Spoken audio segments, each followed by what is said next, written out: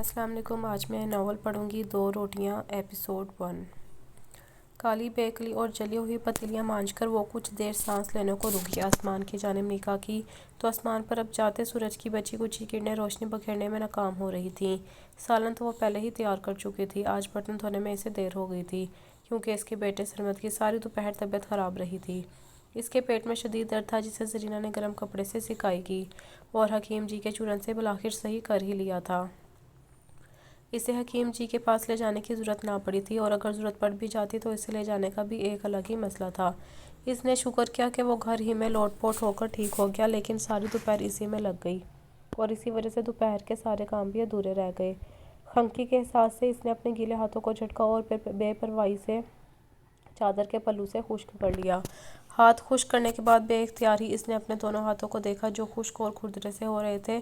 ان ہاتھوں کی لکیروں میں اس کی بد نصیبی پنہاں تھی، مگر اس سے پہلے وہ کبھی بھی سمجھ نہ پائی تھی ان کی لکیروں کے اشاروں کو۔ فیروزہ نے اس کی شادی بڑے چاؤ سے کی تھی، دل کے سارے ہی ارمان نکالے تھے۔ بیٹی کے بیاہ پر دل کھول کر اسے جہیز کی دیا تھا، سارے پنڈ میں دھوم مچ گئی تھی اس کے جہیز کی۔ اکو ایک تو بیوی ہے میری، جو نہ دوں وہ کم ہے، ہر آتے جاتے سے فیروزہ عاجزی سے یہی کہتی تھی، لیکن لوگوں کی زبان کی خارش کا اس کے پاس کوئی علاج نہ تھا۔ کہنے والوں نے تو یہاں تک بھی کہہ دیا تھا کہ فیروزہ نمائشی اور لالچی عورت ہے، بیٹی کا جہیز سب کو دکھا دکھا کر شو مار رہی ہے۔ مگر فیروزہ کو سچ مچ اپنی اکلوتی بیٹی زرینہ سے شدید محبت تھی۔ بچپن میں بھی وہ اسے کسی گڑیا کی طرح سجا بنا کر رکھتی تھی، تب بھی سب اس کی ہنسی اڑاتے تھے۔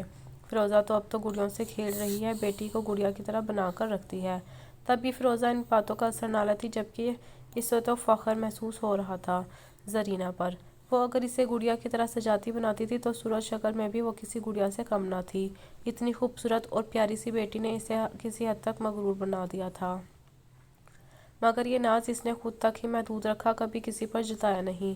البتہ جب اس کی شادی کرنے چلی تو اس کی تیاریاں دیکھ کر جہاں خوش ہونے والے خوش ہوئے، وہاں جلنے والے جلے بھی۔ ہاں بھئی، ہمیں پتہ ہے بڑا مال ہے فیروزہ کے پلے، لیکن وہ دکھاوے سے باز نہیں آتی۔ لوگوں نے عجیب عجیب طرح سے اعتراضات کیے، مگر فیروزہ نے کان نہ دھرے۔ زرینہ کے بعد اس کے ہاں لگاتار 4 بیٹے پیدا ہوئے تھے، شاید وہ اسی لیے زرینہ پر فخر کرتی تھی اور اسے مبارک قدم جان کر اس کے قدموں تلے ہتھیلی رکھتی تھی۔ زرینہ کی شادی پر پورے پنڈ نے رج کر دعوت کھائی تھی۔ اس کی جدائی کے دکھ نے فریضہ کو خاصا ملول کر دیا تھا، مگر یہ سوچ کر اس نے کلیجے پر صبر کا پتھر رکھ لیا کہ بڑے بڑے بادشاہوں کی بیٹیاں بھی آخرکار ایک دن بابل کا دیس چھوڑ کر پیا کی نگری چلی جاتی ہیں، اور جب نصیر کا زور چلتا ہے تو فقیر کی بیٹی بھی شہزادی بن کر راج کرتی ہے۔ جس کا نصیب یاوری نہیں کرتا، وہاں بادشاہ کی بیٹی کو بھی غریب کی کٹیا میں گزارا کرنا پڑتا ہے۔ لیکن اس وقت فیروزہ کو بھول کر بھی ایسا کوئی بد خیال نہ گزرا، اور نہ ہی زرینہ کے ذہن میں ایسا کوئی برا خیال آیا۔ قریبی مسجد سے اذان مغرب کی صدا بلند ہوئی تو زرینہ نے ہڑبڑا کر چہرے پر جھولتی بے ترتیب خشک لٹوں کو کانوں کے پیچھے اڑاسا اور شانوں پر پھیلی بد رنگ سی سیاہ شال کو سر پر لے لیا۔